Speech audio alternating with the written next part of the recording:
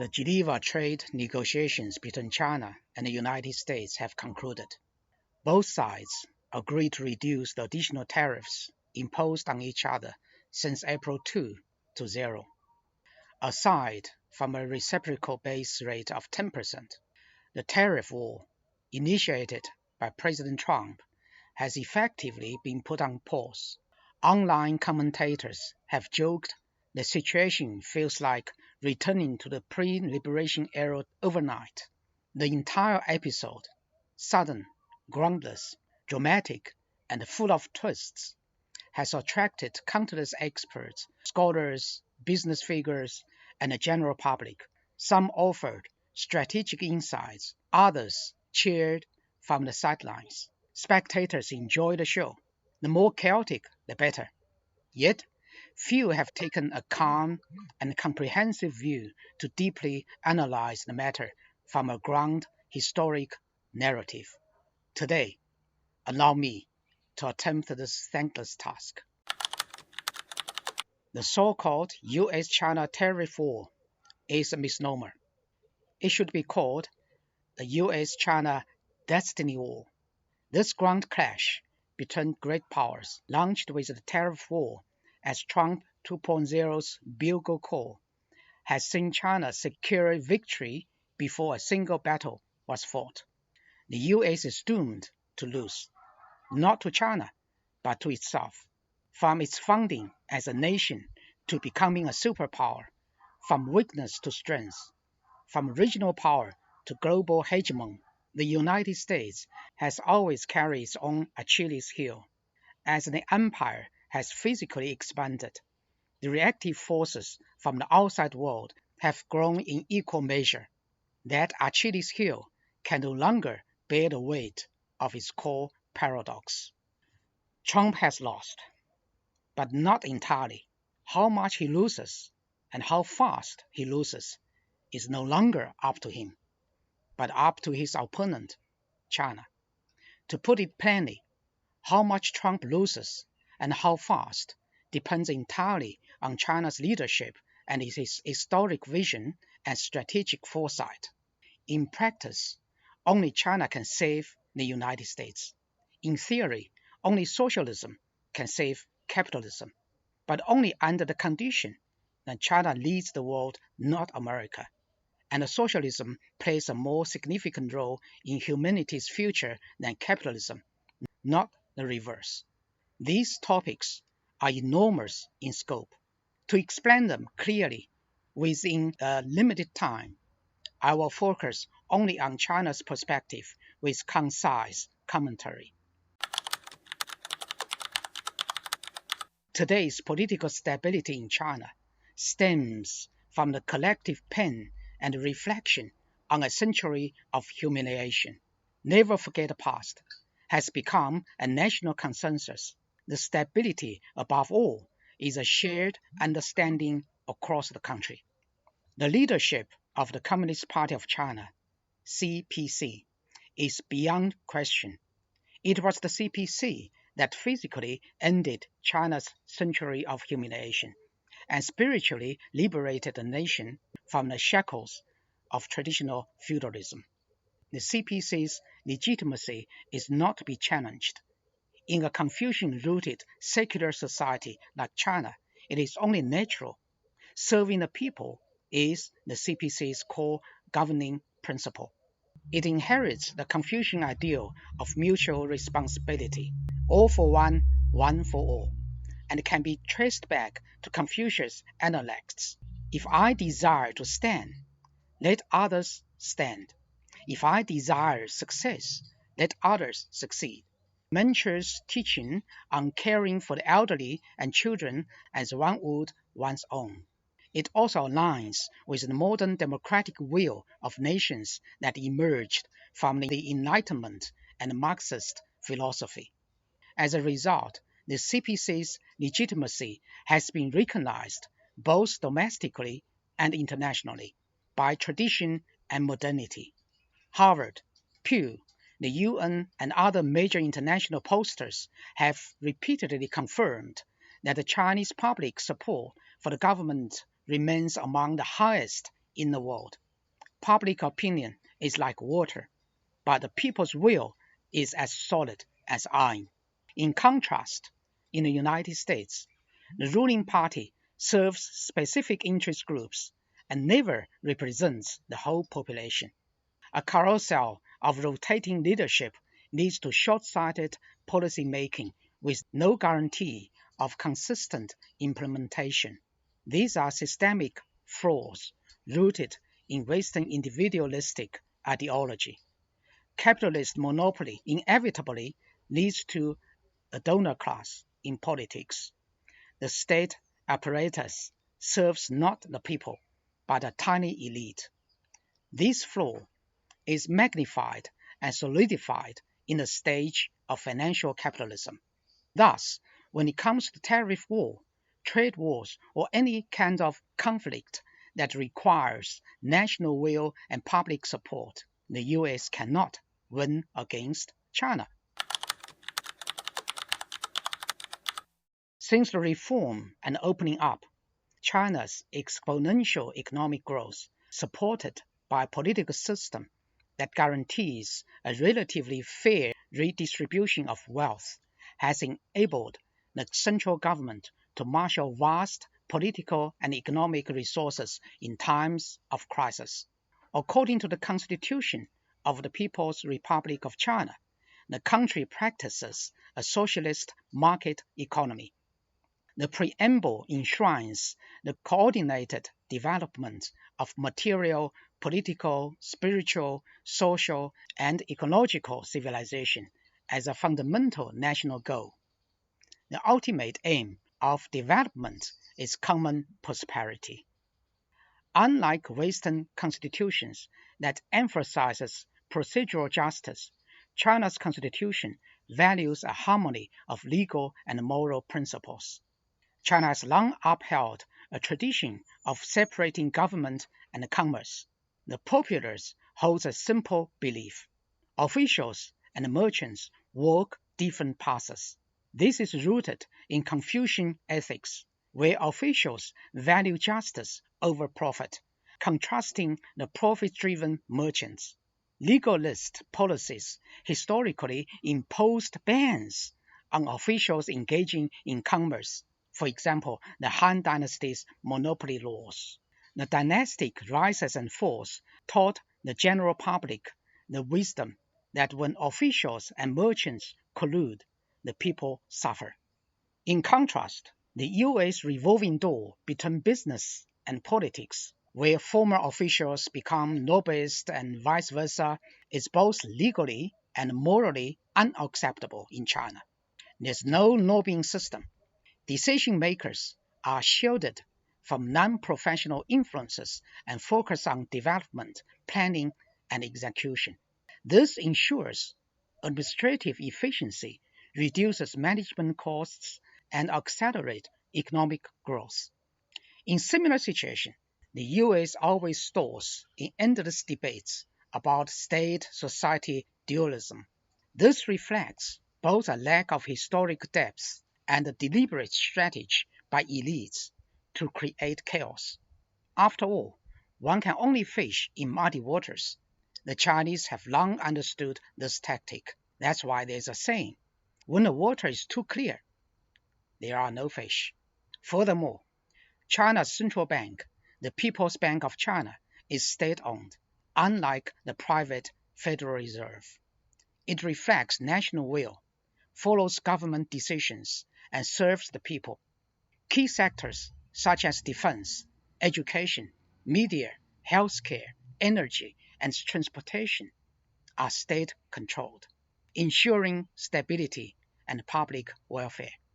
Infrastructure, led by the state, breaks from capitalism's profit-first model. It provides unmatched advantages for domestic private enterprises, lower their costs, and better starting conditions in global competition. Even foreign businesses operated in China, including American ones, benefit from China's infrastructure, enjoying cost and operational advantages unavailable in their own home countries. In a time when supply chains are already gone global, international capital inevitably prioritizes socialist China over capitalist home countries when evaluating environment for investment. By contrast, in the US, everything from the Federal Reserve to transcontinental railroads, from the military-industrial complex to healthcare, is all privately owned.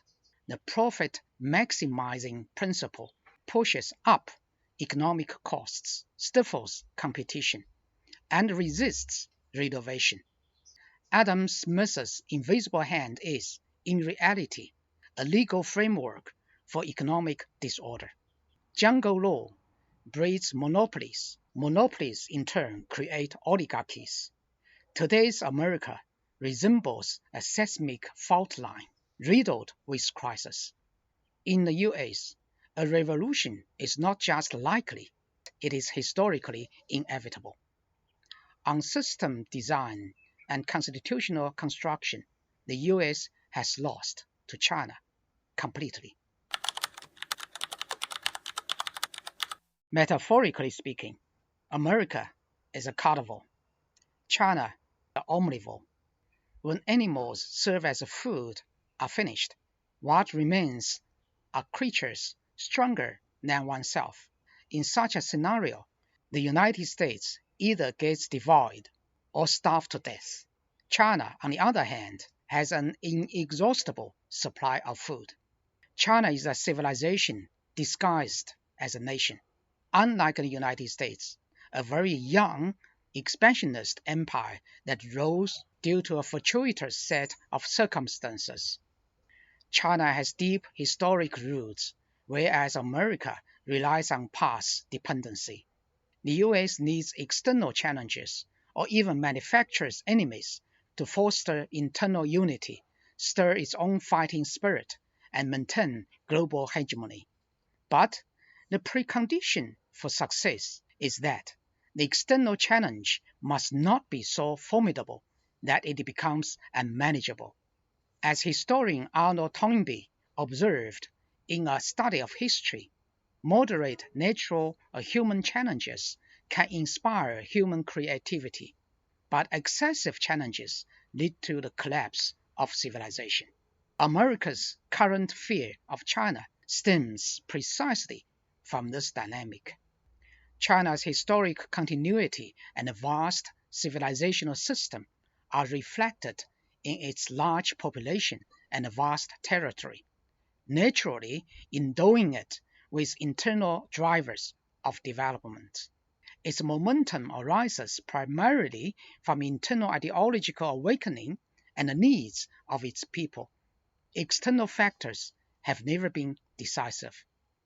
If we compare the capital composition and corresponding economic activities of both countries, we shall find, in current economic theory, the most suitable indicator for describing the US economy is GNP, Gross National Product, while for China, it's GDP, Gross Domestic Product.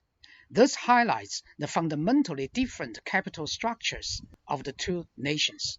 It is also evident in the differing economic orders each has established at different historic periods of dominance.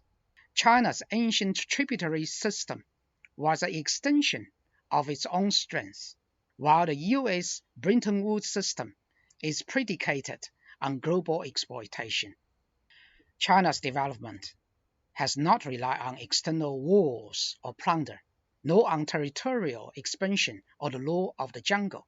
In contrast, the United States' wealth accumulation, even the nation's founding, was built on bloody geographic expansion and inhumane slavery and exploitation.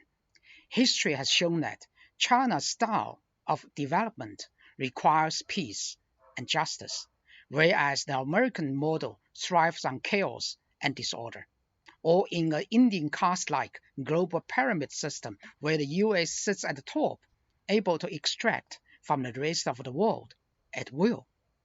In the long history of human development, the rise of the United States is more akin to a black swan event. In reality, China's so-called preparedness does not even consider the US, let alone Trump 2.0, as a central concern.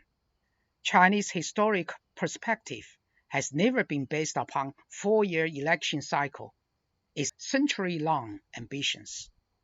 As a result, government strategy naturally leans heavily on long-term foresight, relying primarily on maximizing internally controlled factors. As the world looks forward to Industrial 4.0, China has already proposed actionable strategies. Its latest policies focus on two areas: the low-altitude economy and new quality productive forces, along with their integration.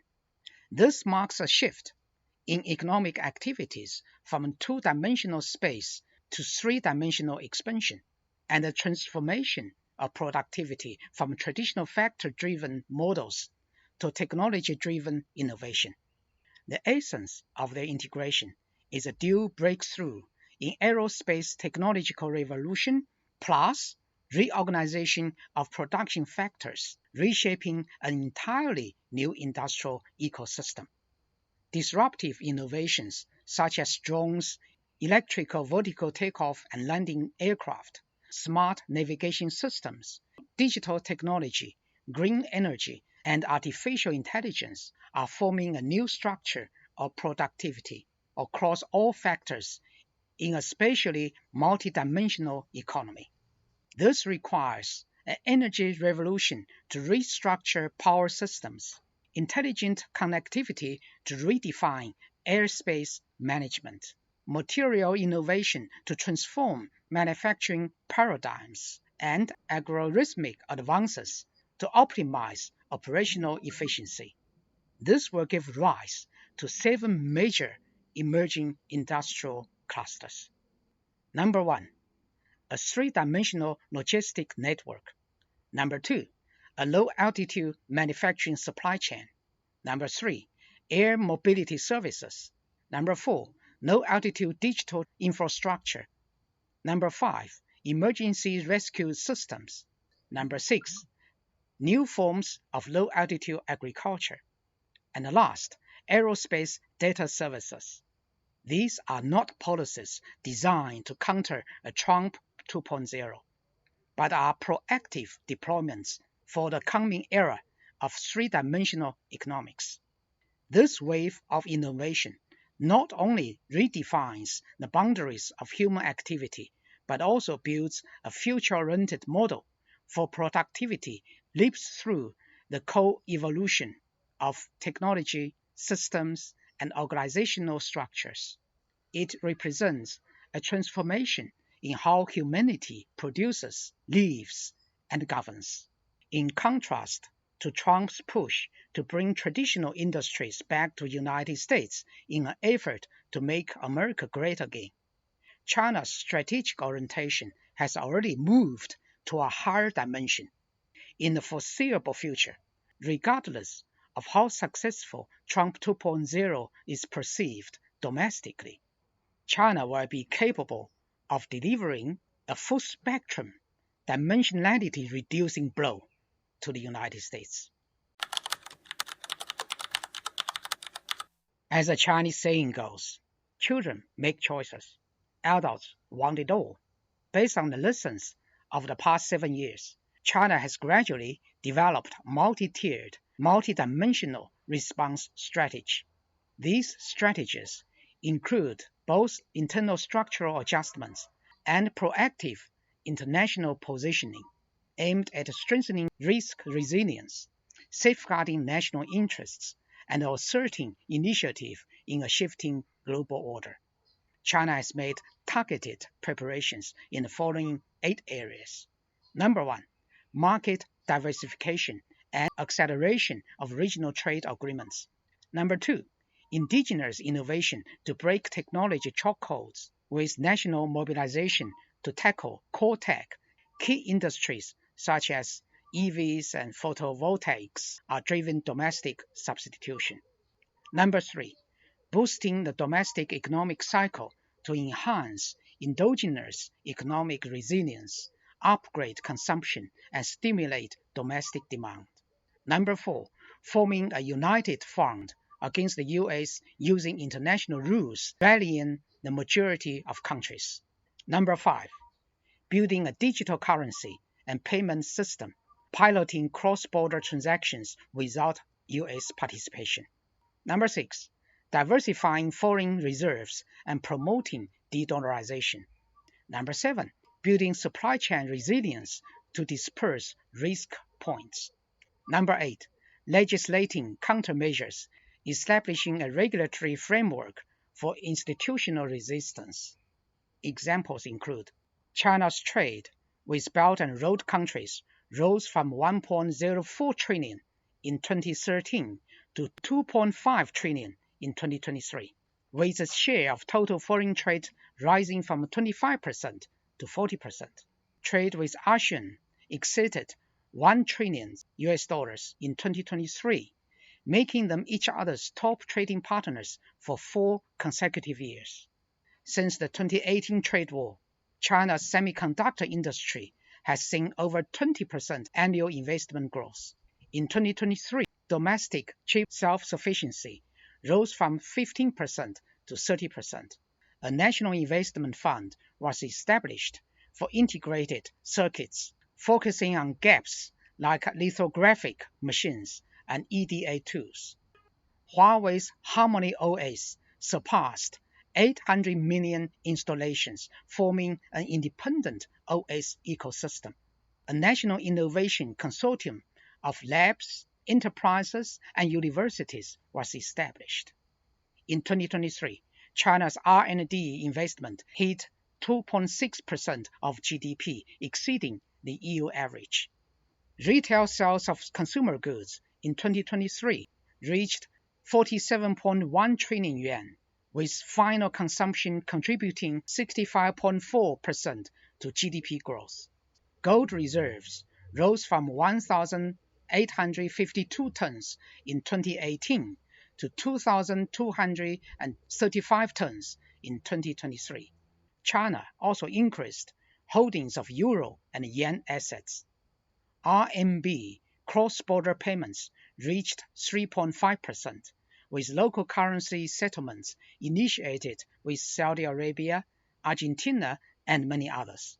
China has implemented dual-based supply chain layout, like China Plus Southeast Asia Production Centers. CATL established factories in Germany and Hungary. BYD built EV facilities in Thailand. Chinese investment in ASEAN manufacturing rose 35% in 2023. Strategic stockpile mechanisms were built for 10 key commodities, including chips, rare earths, grain, and crude oil. Rare earths production is now under total extraction control. China also introduced and implemented laws such as the Anti-Foreign Sanctions Law, Data Security Law, and Critical Information Infrastructure Security Protection Regulations, updated the catalog of technologies prohibited or restricted from export. As a result, China imposed reciprocal sanctions on the U.S. defense contractors like Lockheed Martin, Raytheon, and Boeing, restricted outbound data flow, and placed rare earth refining and photovoltaic silicon wafer technologies under control. In the diplomatic front, China has built non-American circle of friends through BRICS expansion and Forum on China-Africa Cooperation. China-Africa trade reached $300 billion in 2023, up 40% from 2018. China also seeks division of the Western alliance by exploiting US-EU splits on issues like green subsidies and digital taxation. China also anticipated America's countermeasures, such as the US will likely accelerate technological decoupling and expand restrictions on AI chips, quantum computing, and more. China also mentally and materially prepared. The US might escalate geopolitical tensions using the Taiwan Strait and South China Seas as levers for trade pressure. In short, China's preparation for Trump's 2.0 is comprehensive and watertight. If Trump strikes once, China will strike back multiple times. So far, Trump's timing in the US-China trade war has been nearly perfect. I'm starting to believe his claim that he and President Xi are good friends might carry some truth. From April 2nd, the so-called Liberation Day, to May 12th, when the joint statement of the Geneva trade negotiation was released, there were 40 days. This period was just right.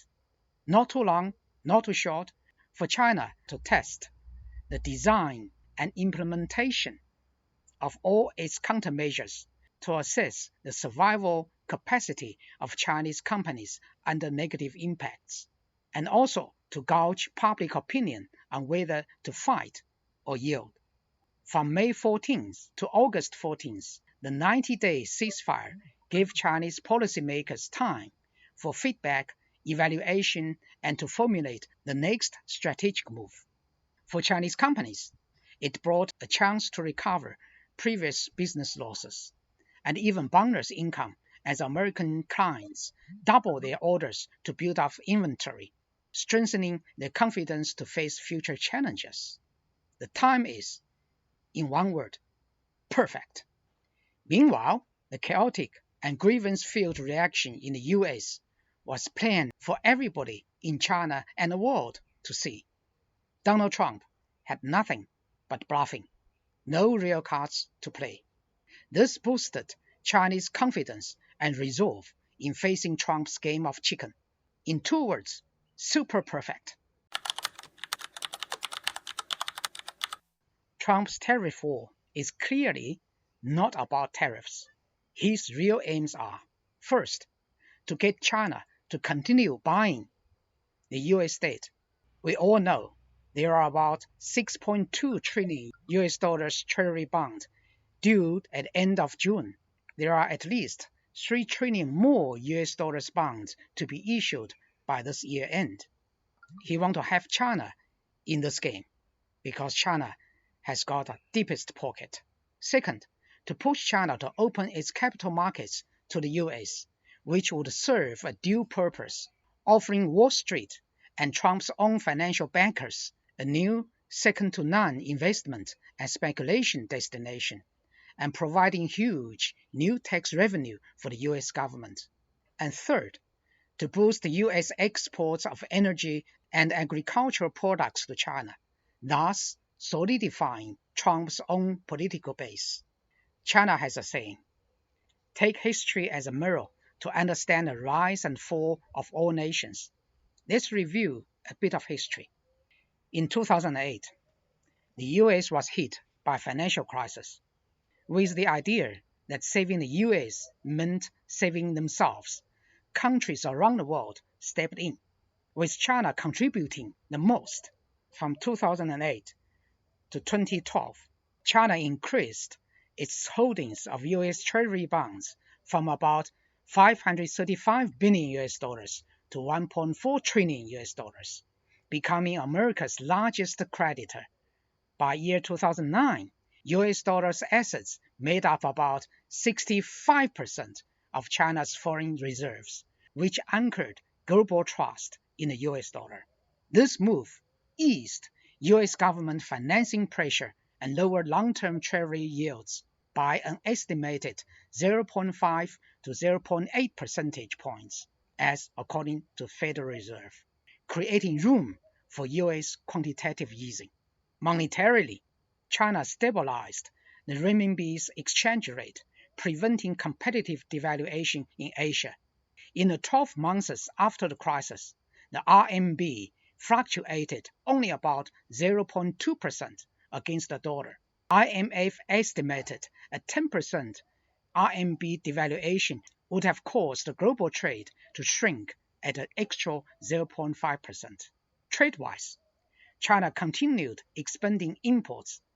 In 2009, although China's imports fell by 11.2%, this was less than the 13% average drop in global trade. Chinese imports from the US stayed at $77.5 billion, supporting companies like GE and Boeing, which delivered 54 aircraft to China.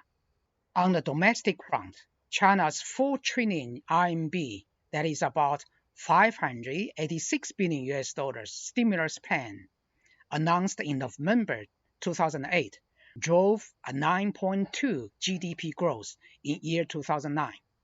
OECD research shows this contributed 50% of global growth that year, boosting demand for US equipment like Caterpillar exports to China rose 35%. China built 20,000 kilometers of railway, including high-speed rail, and expanded 20 airports, heavily using US technology. GE's China revenue rose 14% that year, accounting for 7% of its global income. According to the Peterson Institution, China's action raised the US GDP by 0.3 to 0.5 percentage points annually from year 2009 to year 2012 and reduced US unemployment by 800,000 jobs. And that is what we call true symbiosis in crisis. Yet today, the US government and elites treat China as a threat, peddle the so-called Thucydides trap, brainwash the public that China is the biggest national security risk, and rally allies to contend and suppress China on all fronts. They talk about decoupling China from global supply chain, sanctioning around 2,000 Chinese firms, including Huawei, and even threaten secondary sanctions on any company or country that does business with China. So I beg the question to the Donald Trump's administration. You want to talk, but where's your sincerity? I often told my friends, before 1971, the dollar was backed by gold. After 1971, it's been backed by Middle Eastern oil trade. Today, it is supported by China-led global trade in goods. Take 2023, for example. Global trade total $32.4 trillion. Goods trade total $24.9 trillion, according to WTO. Service trade $7.5 trillion, according to IMF. Crude and refined oil trade $1.8 trillion, according to OPEC. In the same year, China's total trade is $6.86 trillion, or 21.2% of global trade. Goods export $3.38 trillion, and goods import $2.55 trillion. Service trade was about $930 billion. These are hard and cold stats, which shows if China voluntarily or under duress stops using the dollar in global trade, the dollar will lose its anchor as a world currency. Remove China from SWIFT? America? Are you sure? And moreover, talk of decoupling or removing China from global supply chain misses the mark. China is the global supply chain. It is the only country that has all 41 major industrial categories and 207 medium sectors and 666 subsectors per the UN classification system. From upstream to downstream, China has tens of thousands of companies playing a critical part in the supply chain. Without China, there's no global supply chain. And without a global supply chain, the US cannot sustain even the minimal manufacturing capacity it has left, nor ensure basic living standards for its citizens. The Australian Strategic Policy Institution, that is ASPI, found that of 44 key tech fields in 2023, China led in 37. The US retained an edge in just 7, such as mRNA vaccines, cloud computing, AI algorithms, EDA software, and rocket engines. Even in these areas, many Chinese scientists play vital roles in American research. The US clings to global dominance But truth be told, without China's cooperation, you ain't got nothing. Today, America's overall national power is far from what it once was. Let's take the military, Americans' only remaining pride besides its propaganda machines, as an example. The US still leads China in nuclear warheads, nuclear subs, aircraft carriers, and nearly 800 overseas bases. But in conventional military tech and forces, the gap between US and China has largely vanished. In many areas, such as hypersonic weapons, long-range missiles, drones, electronic warfare, air force strikes chains, and naval surface fleets, China has not only caught up, but surpassed the United States. In sixth-generation fighters, large surface combat systems, and hypersonic arms, China is far ahead. The era when the US could dictate terms to China from a position of strength is over. For the US government and elites, accepting this reality is crucial to their future, both national and individual ones. Using lies and self-deception to brainwash Americans and the world will backfire. If China is cornered, it has more than enough ways to fight back, from symbolic warnings to lethal strikes. Some examples are already in effect, such as the reciprocal tariffs, rare earth export bans, and the sanctions on US military contractors. When the US triggered the year 2008 financial crisis, China's motto was, "Saving the US means saving China." Today, if another crisis of similar nature but with greater consequences hits, the change of motto of defeating the US means saving China may not be off the table. In 1856, Lincoln said in Bloomington, Illinois, "You can fool all the people some of the time, and some of the people all the time, but you cannot fool all the people all the time." Lincoln was the 16th American president, Trump the 47th. Is this a warning from a past president to the current one? Trump's attempts to isolate China may end up isolating America itself. Chinese netizens describe Donald Trump as a beggar begging with an attitude. Probably he has forgotten an old Western proverb: beggars cannot be choosers. Just remember that.